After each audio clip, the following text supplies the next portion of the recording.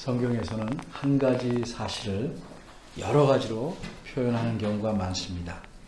그렇게 하는 이유는 그 사실이 어떠한지를 풍성하게, 다양하게 알게 하기 위함입니다. 예를 들면 예수님을 믿는다는 것을 구원받았다, 혹은 천국에 들어갔다, 또는 이미 천국에 들어와 있다, 혹은 예수님과 하나 되었다, 하나님의 자녀가 되었다 등등으로 다양하게 표현합니다. 그런데 오늘 특별히 생각해 보려는 것은 옷 입는 것으로 비유한 표현입니다. 예수님을 믿는다는 것은 헌옷을 벗어버리고 새 옷을 입는 것처럼 표현합니다. 그런데 헌옷이라는 말 대신에 표현을 좀 바꾸어서 옛사람을 벗어버리고 새 사람을 입었다, 이렇게 표현하고 있습니다. 이것이 오늘 본문 앞에 있는 10절에 들어있는 사상입니다. 예수님을 믿는 것은 새 사람을 입은 것입니다. 새 옷을 입듯 새 사람을 입은 것입니다. 그리고 여기에는 아무런 차별이 없다고 그 다음 구절인 11절에서 말씀합니다. 학벌이나 인종이나 생김새나 그 무엇에 따라서도 차별이 없고 누구나 똑같이 예수님을 믿으면 새 사람을 입습니다. 이렇게 새 옷을 입듯 새 사람을 입으면 어떤 특징이 나타나는가? 오늘 본문에서 살펴보도록 하겠습니다. 첫 번째 특징은 오늘 본문인 15절. 이 15절이 속해 있는 문맥은, 가까운 문맥은 3장 12절부터 17절입니다. 이 문맥에서 말하는 내용은 새 사람이 되면 나타나야만 할 특징에 관한 것입니다. 바꿔 말해서 새로운 사람이 된 삶의 모습이 어때야 하는지를 말씀하고 있는 것입니다. 이런 특징들 가운데 두 가지를 오늘 본문에서 살펴보려고 합니다. 오늘 본문에서는 두 가지만 말씀하는데 둘 다 명령으로 말씀합니다. 하나는 그리스도의 평강이 너희 마음을 주장하게 하라는 명령이고, 다른 하나는 너희는 감사하는 자가 되라 하는 명령입니다. 이 두 말씀을 생각해 보면 둘 다 마음에 관한 것입니다. 또 그렇게 하라는 명령으로 말씀했으니 새 사람이 된 사람은 그렇게 할 수 있다는 겁니다. 그러니까 이 두 가지는 새 사람이 된 그 사람의 마음의 능력에 관한 것입니다. 이제 첫 번째 명령부터 보겠습니다. 그리스도의 평강이 너희 마음을 주장하게 하라. 성경에서 명령을 하는 까닭은 명령을 듣는 사람이 그렇게 할 수 있기 때문에 하는 겁니다. 쉽게 말하자면, 바꿔 말하자면 성경에서는 행할 수 없는 명령을 하거나 무리한 명령을 하지 않습니다. 예를 들면 남자에게 이것이 하나님의 뜻이니 아이를 낳아라, 이런 식으로 성경은 말하지 않습니다. 예수님을 믿게 된 사람이 새 사람인데, 새 사람은 그리스도의 평강으로 자기 마음을 주장할 수 있기 때문에 그렇게 하라고 명령한 것입니다. 그럼 먼저 그리스도의 평강이라는 게 무엇인지 생각해 보겠습니다. 평강이라는 건 너무 어렵게 생각하지 말고 쉽게 말해서 평안함입니다. 마음이 누리는 평안함. 근데 이 평안함은 어떻게 생기는 것일까? 성경 말씀의 가르침에 따르면 사람은 죄로 인해서 하나님과 원수가 되었습니다. 이 죄 문제를 해결해서 하나님과 사이가 좋게 되어서 누리게 된 평안입니다. 어린이들을 위해서 예를 들어보겠습니다. 한 어린이가 선생님 뒤에서 막 주먹질을 하고 또 칠판에 낙서하다가 그 선생님한테 딱 걸렸습니다. 선생님이 그 어린이에게 말씀하시길, 내일 점심시간 지나자마자 교무실로 와라, 이렇게 말씀합니다. 이 어린이는 밤새 고민합니다. 잠도 잘 못 잡니다. 내일 가서 얼마나 야단을 맞을까, 혹시 부모님이 오시려면 어떡하나, 여러 가지 걱정이 많습니다. 다음 날 교무실로 갔습니다. 선생님이 자리에 안 계십니다. 초조하게 기다립니다. 그런데 선생님이 들어오셨습니다. 아주 굳은 표정을 하고 들어오셨습니다. 겁이 덜컥 났습니다. 그런데 선생님이 표정과는 달리 아주 부드럽게 이렇게 말씀합니다. 다음부터는 그러지 말아라. 이번만은 용서해 주마. 이때 느끼는 안도감, 평안함, 이거를 아마 여러분들은 상상하실 수 있을 것입니다. 예수님을 진정으로 믿는 사람은 자신이 하나님께 지은 죄가 죽어야 마땅할 죄라는 사실을 깨닫습니다. 그래서 두려워합니다. 그래서 예수님으로 말미암아 자신의 죄를 모두 용서받고 하나님의 자녀가 됐다는 사실을 알고 믿을 때 그 마음에 느끼는 평안함을 크게 맛봅니다. 이런 평안함을 느껴보지 못했다면 그 이유는 자신의 죄를 죽을 만큼 심각하게 생각하지 않았거나 용서받은 기쁨을 알지 못하는 것입니다. 그러면 더 나아가서 예수님을 믿는 사람이라고 할 수 있을까? 생각해 봐야 합니다. 그러면 그리스도의 평강이라는 것은 무엇인가? 이것은 빌립보서에서 말씀한 하나님의 평강과는 다른 것인가? 먼저 빌립보서 4장 7절을 제가 읽어봅니다. 아무것도 염려하지 말고 오직 모든 일에 기도와 간구로 너희 구할 것을 감사함으로 하나님께 아뢰어라. 그러면 모든 지각에, 여기는 사람이 가지는 감각입니다. 지각에 뛰어난 하나님의 평강이 그리스도 예수 안에서 너희 마음과 생각을 지키시리라. 여기서 말한 하나님의 평강과 그리스도의 평강은 다른 것인가? 한마디로 정답을 말하면 둘 다 같은 것입니다. 그럼 어째서 오늘 본문에서는 하나님의 평강이라고 하지 않고 그리스도의 평강이라고 표현했는가? 그 이유는 하나님의 평강을 얻게 되는 근거가 무엇인지를 뚜렷하게 말하고 있기 때문입니다. 어떻게 사람이 하나님의 평강을 누리게 되었는가? 그 근거는 나 자신에게 있는 게 아니고 예수 그리스도에게 있다는 사실을 말하는 겁니다. 그리스도께서 우리 죄의 모든 책임을 지시고 대신 자기 목숨을 내어놓으셨기 때문에 하나님께서는 더 이상 우리 그리스도를 믿는 사람들을 죄인으로 여기지 않고 죽을 죄인으로 간주하지 않기 때문에 우리는 하나님의 평강을 계속 누릴 수 있습니다. 이런 의미에서 하나님의 평강을 그리스도의 평강이라고 말하고 있는 것입니다. 다시 말하면 하나님께서는 그리스도를 믿는 자에게 그리스도를 통하여 평안함을 주신다. 이런 의미에서 그리스도의 평강이라고 표현합니다. 이렇게 예수 그리스도의 죽으심 때문에 우리가 하나님의 평안을 누리게 되었습니다. 예수님은 제자들에게 이렇게 말씀하신 적이 있습니다. 평안을 너에게 끼치노니 곧 나의 평안을 너에게 주노라. 내가 너에게 주는 것은 세상이 주는 것과 같지 아니하니라. 너희는 마음에 근심하지도 말고 두려워하지 말라. 이 말씀에서 알 수 있듯이 그리스도께서 주시는 평안은 예수 믿지 않는 사람들은 전혀 맛볼 수 없는 것입니다. 근데 아쉽게도 어떤 그리스도인들은 이런 평안함을 충분히 느끼지 못하는 경우가 적지 않습니다. 그런데 자세히 자기 마음을 들여다보시면 파도가 덮치면 사라진 것 같아도 다시 제자리를 찾는 것처럼 무엇인가 마음을 평안하게 만드는 것이 있음을 알게 됩니다. 그리스도인이라면 적어도 이것이 안에 있는 것입니다. 이것이 하나님께서 주신 평안함입니다. 누구든지 새 사람에게는 이런 평안이 있기 때문에 그리스도의 평강이 너희 마음을 주장하게 하라. 이렇게 명령한 것입니다. 그럼 주장하게 하라. 이 말씀은 무슨 뜻일까? 여기서 주장한다는 낱말은 신약 성경에서 원어로 여기에만 나오는, 한 번 나오는 독특한 표현입니다. 이 주장한다는 것은 경기와 연관된 말입니다. 그러나 이것이 주장한다 그래서 어떤 팀의 주장이 된다는 뜻이 아닙니다.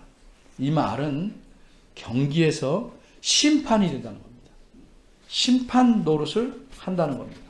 옛날 경기에서는 칼 가지고 싸우고 몸으로 싸우고 이런 격렬한 경기를 하는데 자격을 갖추지 못한 자는 실격시키고 반칙하면 벌을 주고 이기면 상을 주는 그런 결정을 가진 자가 심판이었습니다. 이처럼 경기에서 모든 일은 심판이 결정합니다. 오늘날 야구 경기를 보면 심판의 역할을 알 수 있습니다. 심판이 결정하면, 물론 요새는 비디오 판독도 있지만 일반적으로 말해서 심판이 결정하면 결정되는 것입니다. 따라서 그리스도의 평강이 너희 마음을 주장하게 하라는 말씀은 그리스도의 평강이 너희 마음에서 심판이 되게 하라. 무슨 말이에요? 모든 것을 결정하게 하라는 것입니다. 이거 뜻을 좀 풀이하겠습니다. 하나님께서 그리스도를 통해서 우리 마음에 주신 평안함을 깨뜨리는지 아닌지를 보고 어떤 일을 할지 말지를 결정하라는 의미입니다. 평안을 깨뜨리는 일이면 하지 말고 평안을 유지하거나 증진시키는 일이라면 하라는 것입니다. 그게 결정하는 겁니다. 그러니까 내 마음속에 있는 그리스도의 평안으로서 모든 일을 하냐 안 하냐, 덜하냐 덜하냐 결정하는 잣대로 삼아라 하는 뜻입니다. 우리 자신을 좀 살펴보면 하나님의 뜻에 순종하면 마음의 평안이 유지되고 또 증진되지만 하나님의 뜻을 무의식적으로나 혹은 의도적이 아닐지라도 불순종하게 되면 이 평안이 줄어들거나 가라앉습니다. 근데 여기서 질문이 하나 들 수 있습니다. 다른 사람들을 보면 하나님의 뜻과 관계없이 살면서 아주 평안함을 잘 누리는 것 같이 보입니다. 그런 평안은 어떤 평안인가? 그것은 거짓된 평안입니다. 그리스도의 평안이 아닙니다. 주변에 둘러보면 평안함을 누리는데 그 이유는 모르거나 무식해서 누리는 평안이 있습니다. 남들은 다 아는데 나만 몰라서 마음이 편안한 상태에 있는 사람도 있습니다.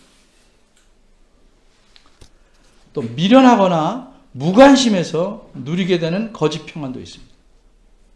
남의 일에는 전혀 관심이 없고 나만 잘 살면 된다고 생각합니다. 그러니까 마음이 평화롭습니다. 이런 평안은 거짓 평안입니다.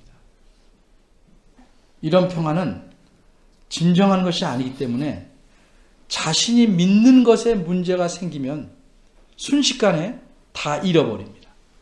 예를 들어 보겠습니다. 돈이나 재물을 믿고 얻는 평안이 있습니다. 누가복음 12장 16에서 21절에 보면 예수님께서 어떤 부자에 대해서 비유를 말씀하셨는데 그 사람은 자기가 수확한 많은 곡식과 물건에 대해서 만족하고 거기서 평안함을 얻으려고 했습니다. 그러자 하나님께서 그에게 이렇게 말씀합니다. 어리석은 자여, 오늘 밤 내 영혼을 도로 찾으리니 그러면 내가 준비한 것이 누구 것이 되겠느냐? 자기의 재물이나 권력이나 건강 등을 믿고 그것을 의지해서 평안을 누릴 수는 있으나 그것은 잠시적인 것입니다. 진정한 평안이 아닙니다.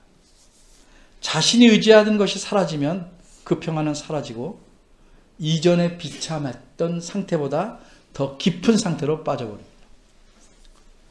그런데 사람들은 자기가 가진 이 거짓 평안일지라 할지라도 이걸 잃어버리기 싫어합니다. 그리고 그것이 거짓이 아니고 참인 것이냐 의지합니다. 이렇게 헛된 것을 평안의 근거로 살아가려고 합니다. 하지만 그리스도께서 주신 평안은 그렇지가 않습니다. 이것은 특징이 뭐냐면 상황이나 환경이 바뀌어도 사라지지 않는 겁니다. 흔들리거나 줄어드는 것처럼 보이지만 또 심할 때는 사라진 것처럼 보일 때도 있으나 이것은 결코 없어지지 않습니다.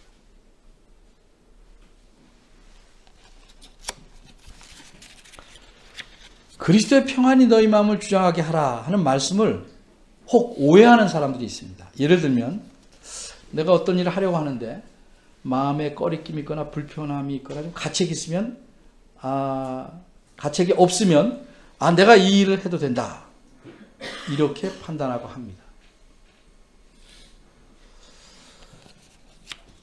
여러분의 생각에 이런 판단이 안전하고 옳다고 보십니까? 여러분의 판단, 양심이 그렇게 정확할까요? 이런 경우에 모든 일을 하고 안 하고를 결정하는 기준은 자기 자신입니다. 이건 예수님을 믿지 않은 사람과 아무런 차이가 없는 것입니다. 예수님 믿는 사람, 세 사람은 기준이 다릅니다. 자기 양심도 아니요, 자기 판단도 아니요, 항상 하나님 말씀이 기준입니다.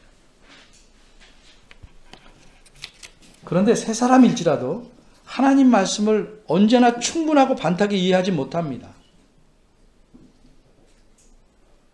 혹시 하나님 말씀에 대한 이해가 높고 풍족할지 하더라도 자기 마음의 상태에 따라 어떤 일을 하고 안 하고를 판단해서는 안 됩니다.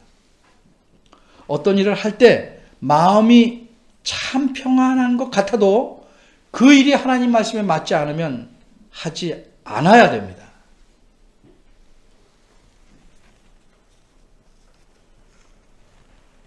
왜냐하면 평안하다고 그 일을 하면 하나님 말씀에 맞지 않기 때문에 그 일의 결과로 그리스도께서 우리 마음에 주신 평안이 크게 흔들리고 깨져버릴 수 있기 때문입니다. 반대로 마음이 불편해도 그것이 하나님 말씀에 맞으면 행해야 합니다. 그로 인해서 그리스도의 평안이 더 깊어지고 튼튼해질 수 있기 때문입니다. 그러니까 그리스도의 평안이 너희 마음을 주장하게 하라.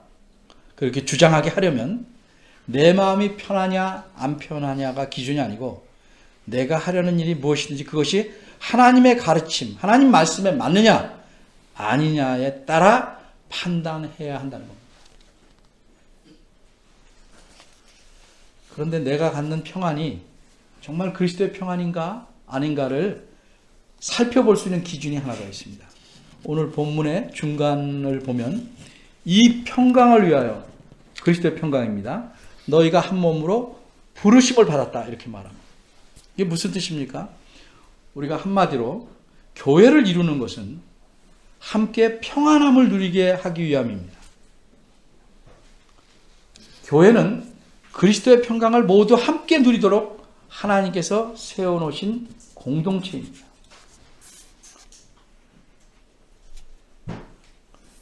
따라서 교회 전체가 함께 평안을 누리지 않고 자기 혼자만 누리는 평안, 자기 혼자 누리려는 평안은 하나님께서 온 평안이라고 말할 수 없다는 것입니다.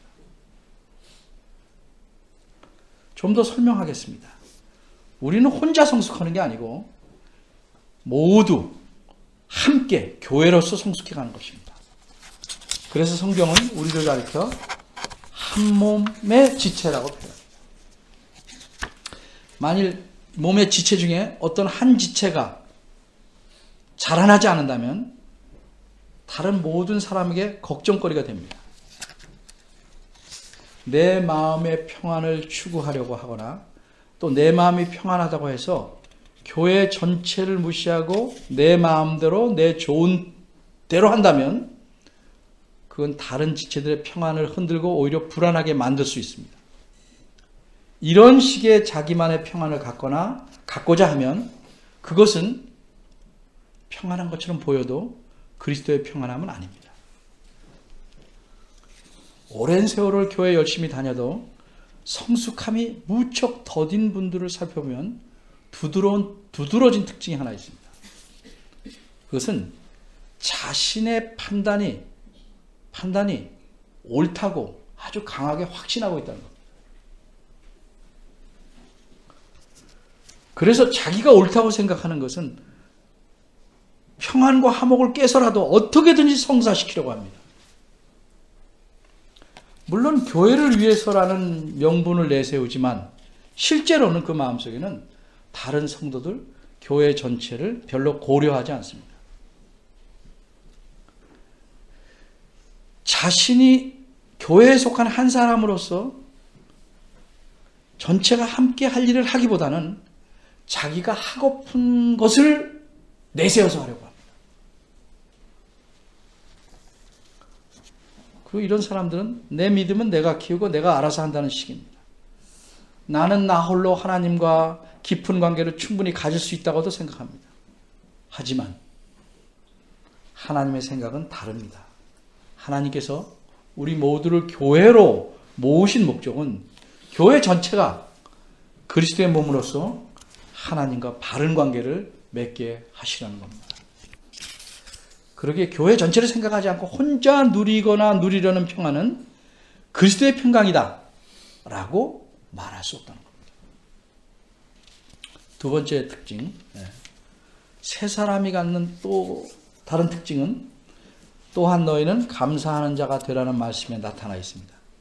근데 어째 여기서 감사란 말이 나왔을까? 감사는 평안을 유지할 수 있는 중요한 비결이기 때문입니다. 그리스도가 주신 평안을 유지하고 증진시키려면 감사가 없어서는 안 됩니다. 불평하고 원망하면 마음의 평안을 유지할 수 없습니다. 그러기에 평안과 감사는 서로 다른 것 같이 보일 수도 있지만 사실은 손바닥과 손등 같은 것입니다. 함께 가야 됩니다. 불평이 많고 겉하면 남의 흉을 보고 말은 부드럽게 해요. 칭찬 살짝 걸치고 속은 다 불평, 흉, 남 탓하고 원망하고 심지어 원한을 쌓아가면 그 마음에는 감사함이 싹 틀 자리가 없습니다. 여기서 감사하는 자가 되라는 말씀은 어쩌다가 한두 번 또는 가끔 감사하라는 의미가 아니고 기분이 좋을 때만 감사하라는 의미 아니고 항상 하라는 겁니다. 성경 다른 곳 우리가 다 잘 아는 구절이 있습니다. 범사에 모든 일에 감사하라. 우리 눈에 보이는 겉모양은 감사할 수 있는 상황이 아닙니다. 그런다고 할지라도 그런 상황 배후에서 하나님께서 이 일을 맡아 행하실 것임을 알고 믿기에 감사하시는 것입니다. 외형적으로는 슬픔이고 고난일지라도 그것을 통해 나를 위로하시고 이끌어 가시고 튼튼케 하실 하나님을 생각하고 감사할 수 있는 것입니다. 그러나 원망이 있으면 감사하지 못합니다. 원망이란 남과 비교해서 내게 없는 것만 보려고 할 때 생깁니다.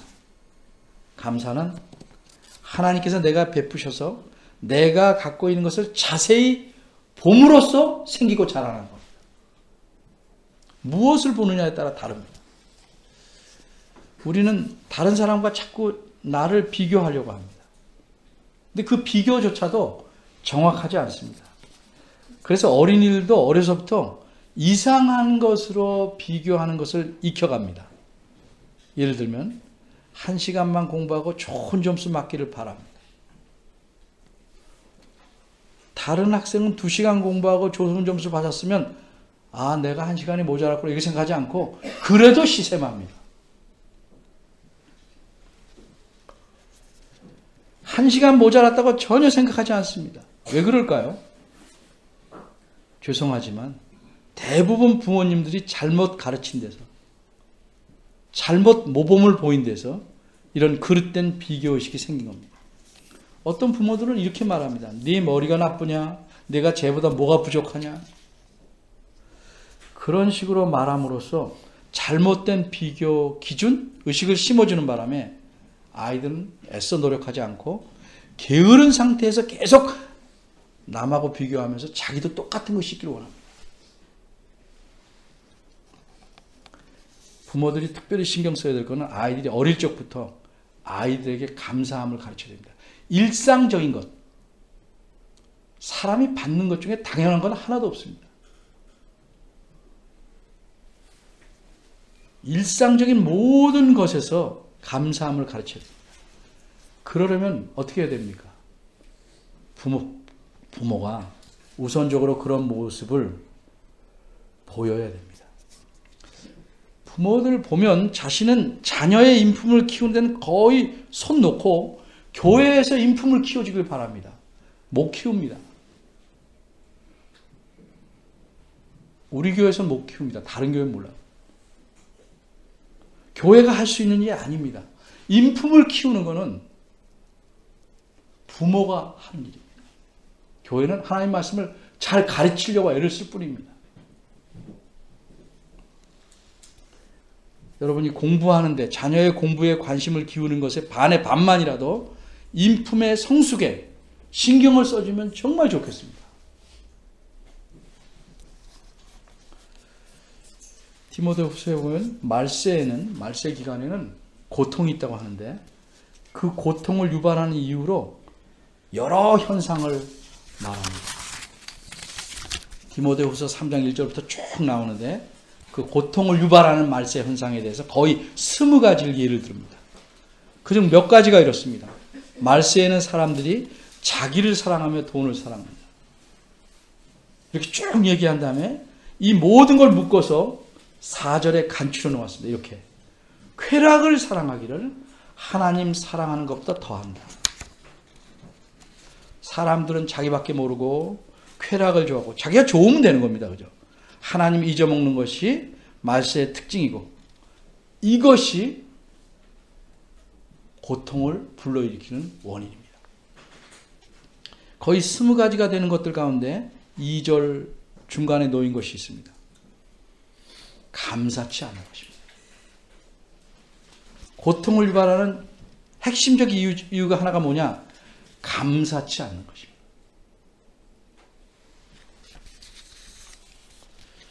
여러분 스스로 자신의 삶을 돌이켜 보십시오. 정말 내 안에 그리스도의 평안이 있어서 이 평안을 따라 내 삶을 움직여 가려고 애를 쓰는가? 이 평안을 잃지 않으려고 정말 애를 쓰고 있는가? 더구나 내가 가진 평안을 옆에 있는 사람과 함께 누리도록 힘써 봤는가? 이 평안을 유지하기 위해서 모든 것에 감사하려고 해봤는가? 감사한 일을 손꼽아 봤는가?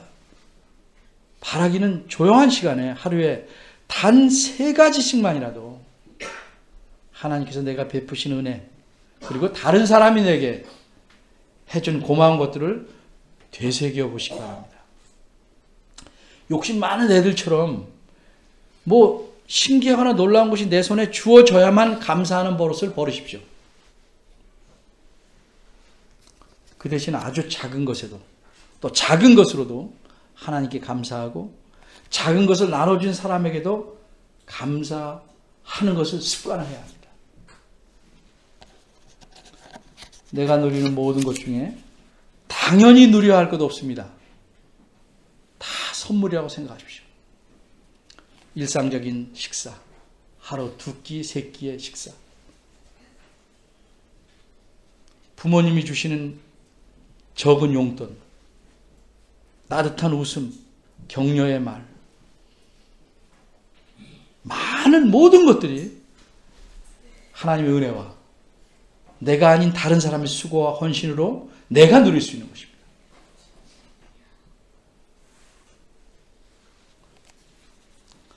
젊은 부부들, 나랑 결혼했으니까 네가 다 해준다, 해줘야 된다, 이렇게 요구하지 마십시오. 서로 감사해야 합니다. 다른 사람의 수고와 헌신, 하나님의 은혜로 이루어진 걸 안다면 범사에 감사할 수밖에 없습니다. 이제 시편 136편을 생각해보고 오늘 설교를 마치려고 합니다. 시편 136편 한번 보시겠습니다. 구약성경 902쪽입니다.